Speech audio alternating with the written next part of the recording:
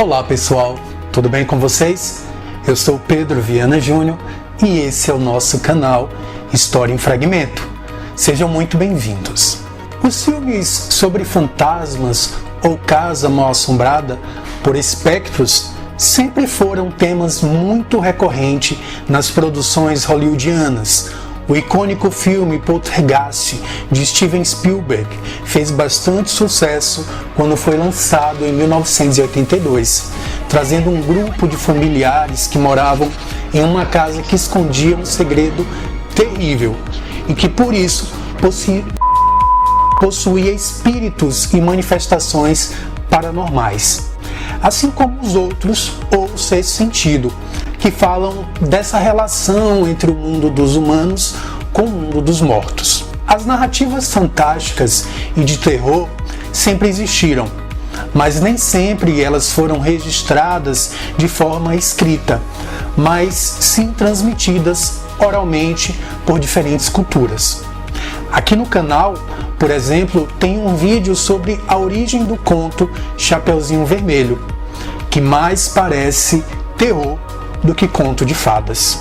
Assistam e vejam o porquê disso. Sempre houve na história das sociedades humanas lugar para o macabro e o sobrenatural. A própria Bíblia nos relata histórias fantasmagóricas, como a do rei Saul, que com a ajuda de uma mulher necromante, uma vidente, que invoca com sucesso o espírito furioso de Samuel. Este, emergindo das profundezas, repreende severamente o monarca do reino de Israel. Por mais que casas assombradas sejam algo relativamente mais comum de se encontrar em filmes de terror da atualidade, é interessante notar que elas tiveram origem há séculos. O vídeo de hoje trará especificamente manifestação sobrenatural no antigo Império Romano.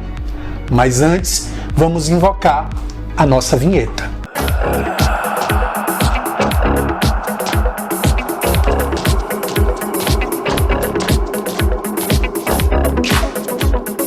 Mas antes de falarmos do assunto do vídeo de hoje, eu vou fazer um pedido a vocês. Vocês sabem, se inscrevam no nosso canal e não se esqueçam de ativar o sininho.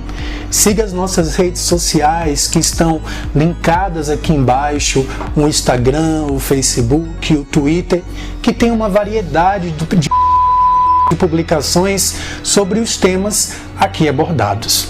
É isso aí. Não é, portanto, de se estranhar que autores da antiguidade clássica tenham registrado em simples missivas ou anedotas contidas em obras extensas de caráter histórico ou ficcional, episódios fantásticos, mórbidos ou sobrenaturais. Uma narrativa em especial atribuída a Plínio o Jovem é uma das primeiras histórias escritas no Ocidente a abordar temas de horror sobrenatural, entidades fantasmagóricas. Mas antes de entrarmos nessa história, vamos descobrir quem foi essa personalidade histórica. Caio Plínio Cecílio II, também conhecido por Plínio o Jovem, ou o Moço, ou o Novo.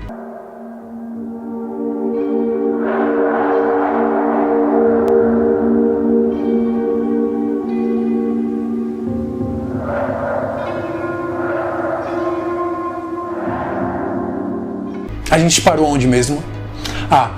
Plínio o Jovem, um romano, foi sobrinho neto de Plínio o Velho, que morreu durante a erupção do vulcão Vesúvio, que devastou a cidade de Pompeia em 79.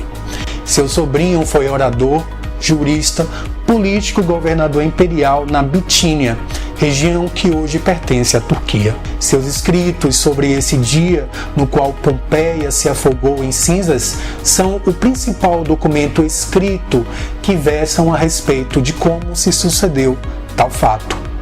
A troca de cartas entre Plínio e o imperador romano Trajano, preservadas até os dias de hoje, são considerados um dos mais valiosos documentos para entender a organização e a vida cotidiana do Império Romano da época.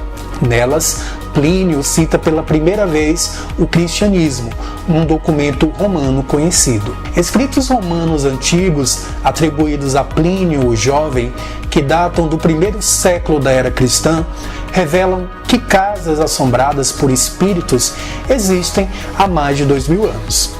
Ele narra em uma de suas cartas dirigidas ao seu patrônio Lúcio Sura que algo muito estranho ocorreu quando um filósofo, Atenodorus, professor de Otaviano, o futuro César Augusto, se mudou para um vilarejo, possivelmente na região da Lombardia, província de Létio, onde ele viveu. Mas há fontes que indicam Atenas, na Grécia. Enfim, então digamos que seja Atenas. Atenodorus estava tarde da sua primeira noite na casa, escrevendo um livro de filosofia, quando um fantasma teria chegado até ele. Stop! Mas eu não vou contar assim. Fiquem agora com um brevíssimo resumo dessa macabra história bem antiga e ao mesmo tempo bem atual. Ah, já ia me esquecendo. As imagens que vocês verão são meramente ilustrativas. A maioria delas são de uma casa em Pompeia, mais ou menos do período em que essa história foi narrada. Atenodorus e o fantasma correntado.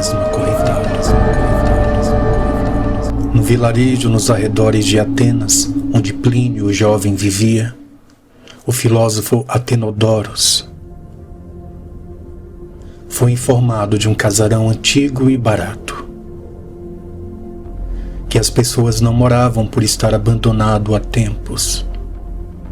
Sem opções e pelo baixo preço que iria pagar, o homem optou por viver em tal lugar temporariamente. Relatos dizem que o filósofo notou durante a madrugada o som de corrente arrastando-os pelos corredores e gemidos fantasmagóricos assustadores. O fantasma de um homem com uma longa barba apareceu na frente dele, fazendo gestos para que o filósofo o seguisse. No jardim do casarão, o fantasma indicou um local. No dia seguinte, o filósofo desenterrou o espaço indicado e encontrou o corpo de um homem acorrentado. Depois de dar um enterro digno para o desconhecido cadáver, Plínio o Jovem escreveu que o casarão deixou de ser assombrado e o fantasma acorrentado finalmente descansou. Essa história foi escrita há aproximadamente 2000 anos. Realmente, parece que as histórias de casas assombradas por espíritos que mostram os filmes de hoje em dia não são mesmo tão originais assim.